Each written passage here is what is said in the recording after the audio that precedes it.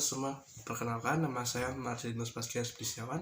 Saya dari kelas 1257 nomor absen 14. Di video kali ini saya akan membahas tentang salah satu tema dalam ujian praktik bahasa Indonesia, yaitu dampak media sosial bagi kehidupan sosial para remaja. Untuk kali ini saya akan mengambil judul yaitu apa saja dampak penggunaan media sosial bagi kesehatan mental para remaja dalam hidup bersosialisasi di masyarakat. Untuk lebih lengkapnya, saya akan menjelaskan di video berikut ini. Pada zaman saat ini, di mana perkembangan teknologi sudah berkembang sangat pesat, penggunaan internet sudah merambah ke seluruh kalangan usia, tak terkecuali kalangan remaja di Indonesia.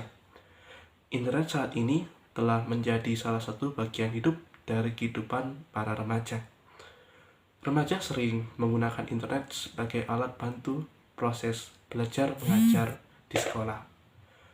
Namun, di masa pandemi yang tengah melanda Indonesia saat ini, fungsi internet sudah mulai bertambah. Dengan pembatasan sosial yang dilakukan oleh pemerintah di masa pandemi ini, para remaja hanya memiliki akses yang terbatas untuk dapat bertemu dengan temannya yang lain. Di sini internet hadir sebagai perantara komunikasi antar orang tanpa perlu untuk bertemu secara tatap muka. Perantara tersebut bernama media sosial. Media sosial merupakan salah satu aplikasi berbasis internet yang digunakan dalam berkomunikasi dengan orang lain, memudahkan dalam berkomunikasi jarak jauh, dan saling berbagi pengalaman dengan orang lain. Media sosial memiliki berbagai macam bentuk, seperti aplikasi WhatsApp, kemudian ada Facebook, Instagram, TikTok, dan masih banyak lagi aplikasi lainnya.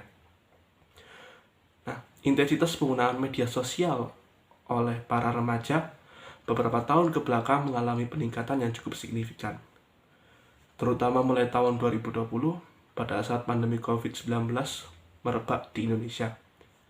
Penggunaan media sosial yang berlebihan dengan intensitas yang sangat tinggi berdampak pada kesehatan mental para remaja. Mengapa hal itu dapat terjadi? Intensitas penggunaan media sosial ternyata memiliki dampak negatif bagi kesehatan mental para remaja. Hal ini dibuktikan dengan penelitian terhadap para remaja yang menggunakan media sosial lebih dari 3 jam per hari memiliki resiko tinggi mengalami masalah kesehatan mental, terutama masalah klasik yang sering kita alami sebagai para siswa, yaitu bullying atau penganiayaan, namun hal ini dilakukan secara online. Perlakuan buruk ini terdiri atas panggilan nama yang tidak pantas, menyebarkan rumor palsu tentang korban, penerimaan gambar eksplisit yang tidak diminta oleh korban, serta ancaman fisik kepada korban.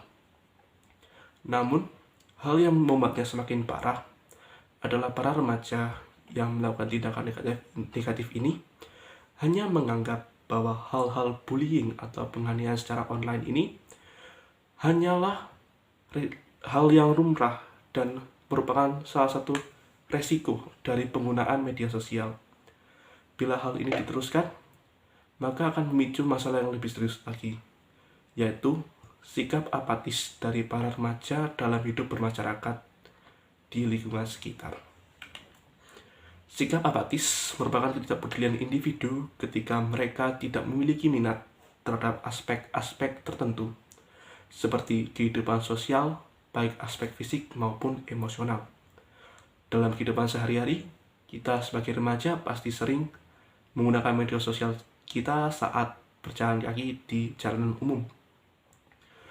Kita sering tidak sadar terhadap lingkungan sekitar kita, karena kita hanya fokus terhadap media sosial yang kita gunakan saja.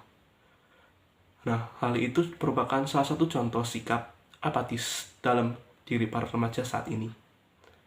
Sikap apatis bila terus berkembang akan berdampak pada sikap generasi muda Indonesia yang tidak peduli lagi dengan kondisi sekitar mereka, yang dapat membuat terpecahnya kesatuan negara kita.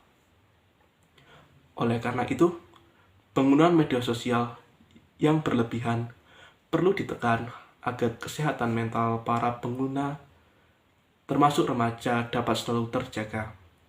Pendidikan tentang bahayanya penggunaan media sosial berlebihan, serta bagaimana cara menggunakannya secara positif, perlu dilakukan agar remaja dapat memanfaatkan media sosial yang ada sebagai sarana untuk dapat membangun komunitas yang positif, sehingga dapat saling membangun dan membantu kehidupan para remaja.